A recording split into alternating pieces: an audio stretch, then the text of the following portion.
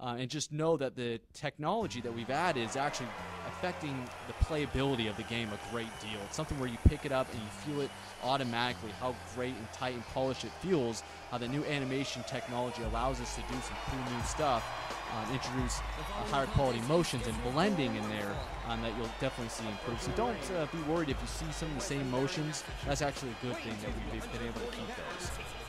Absolutely, and you mentioned blending. For the folks out there, what is animation or what is animation blending or blending? What is that? Basically, that's what we typically do between going from one move to the other, the transition.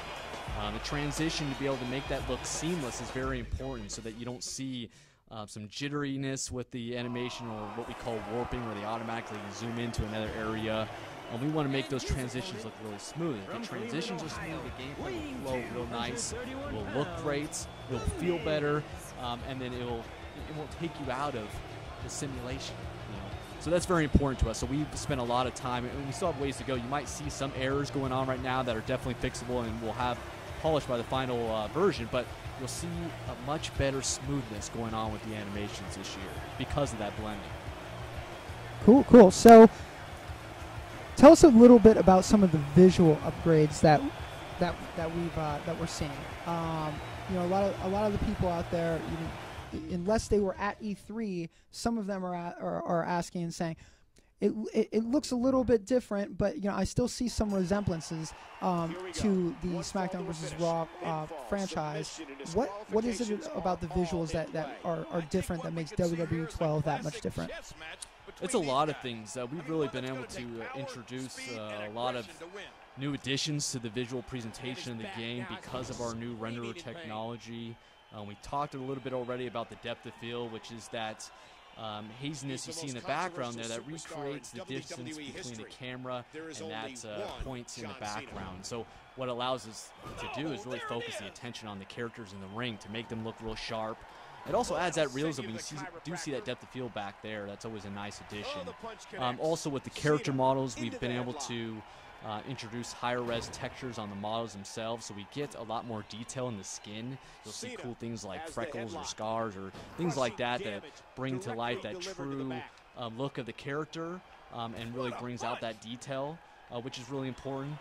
Also, we've been able to add animating sweat and blood as well in the game. So instead of being just some texture map that gets swapped when you get when your head busted open, and we actually have animation flowing down from the head and actually dripping on the character's chest and body. So that's all stuff that's actually dynamically moving in the game. Same with the sweat as well. The sweat's actually dynamically moving on the character's body. So those are some of those small subtle details you might see in there, but they're also those little things that make you kind of get immersed into the experience and see how realistic the game's looking. Also, we've added rope and mat physics as well, so when you see these big moves going on, you see the ring completely move and shake. It feels alive. It adds a lot of kind of fury to those moves, man. They really have a big impact, whereas past games you might have seen them and they might have looked a little soft. This year, the whole ring is reacting to these moves, which really gives them some power, which is nice as well. Those are just a couple things. We really do have a lot of additions with the renderer that we're happy about. But those are some of the most noticeable ones you'll see right away. And just for the folks at home, just because WWE 12 is new and we're like issuing in the new era, we still wanted to keep that same sense of realism in the visuals as well, right? And this kind of allowed us to do that, and that was our approach all along. So yes, while WWE 12 is different, it's still the realistic visual approach is still there, right? Absolutely, yeah. We've done some really cool comparisons where we've actually taken screenshots of the game and compared them to what you see on programming, kind of a similar shot from WWE television.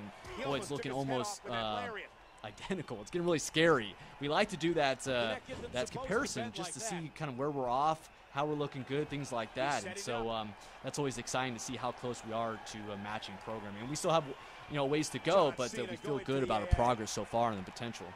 So we just actually saw the Wake Up Taunt, correct? That's a new feature. Tell us a little about that. Yeah, the Wake Up Taunt is pretty cool. Basically what we can do is now you can summon your opponent off the mat when you have a finisher and you can have them kind of stumble right into your clutch to set up that big dramatic finisher moment, which is really cool. So every superstar will have a wake-up taunt ability. It's not what we traditionally call an ability in the game. Actually, we're going to give it to everyone, so there's no worry about that. I know a lot of people have been asking about that. So we definitely will make sure everyone has that. And then, it's great for setting up your finisher because we give you a lot of advantages in the game where basically because you did a wake-up taunt, obviously you don't have to worry about being reversed because you have to lift up your opponent. Also, you don't have to worry about being reversed because we give you advantages such as it's harder to reverse. It's about 50% more difficult to reverse that move. That'll do some damage. Rated R Dynasty 217 says, my question is, for the move interruption, is it just where you get hit and fall, or a legit breakup in the move? Like a Cena from behind. We do a break of the animation so that it looks clean and it blends nicely. So whenever, let's say, for instance, John Cena is doing an attitude adjustment, he has the guy up on his shoulders, and you come up from behind and hit it, he'll actually knock the guy off the top of his shoulders, and they'll both go to kind of a semi-groggy state. So we don't really transition to another move because that adds all these kind of complexities about does the guy have that move in his moveset and so forth, and making sure all those blend nicely. We do a nice little break animation for all those moves. Great. Oh, his body has to be broken right now. Look at the eyes of John Cena. The expression on his face here is very clear. He's in big trouble. We try to... I believe so. We try to make sure that a lot of the moves that you are doing against a standard opponent make sense. But I think we do still have some of those moves in there. I'm not 100% sure, so I'd have to double check for that question. But I believe we still have that. This has been physical. Great. So, obvious difference from before to now, we see health meters. And they're not even really health meters. What is it? Tell us what we're seeing down at the bottom of the screen, and how do you interact with it? What does it do? Yeah, absolutely. The HUD down there is your fill gauge for your finisher, and so we changed it from a momentum gauge, which we had in the past game, that actually grew and shrank depending on how well you did in a match. If you had moves done on you, you lost some momentum. If you did moves, you gained some. What we found was that wasn't very competitive because if someone's on a hot streak, they can basically force you to lose majority of your progress towards a finisher.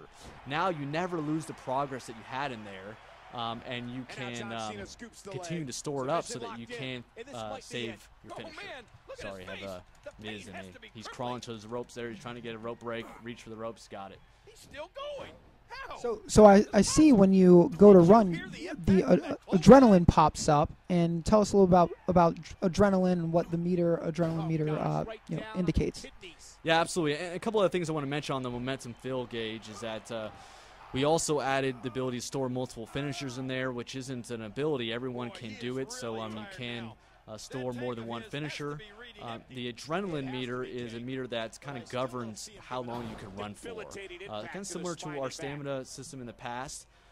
Basically, as you're holding the run button down, your adrenaline meter will drain, and once you reach at the end there, you won't be able to run anymore. We don't do anything like make you fall down or anything that was kind of annoying in the past systems.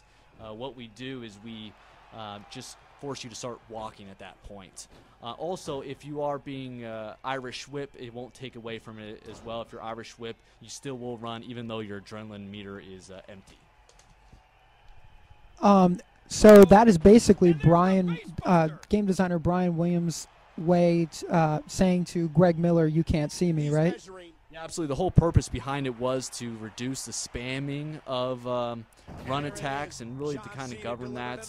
Of course, if you don't like the adrenaline system, you can always turn it off in the options. We always give you that option.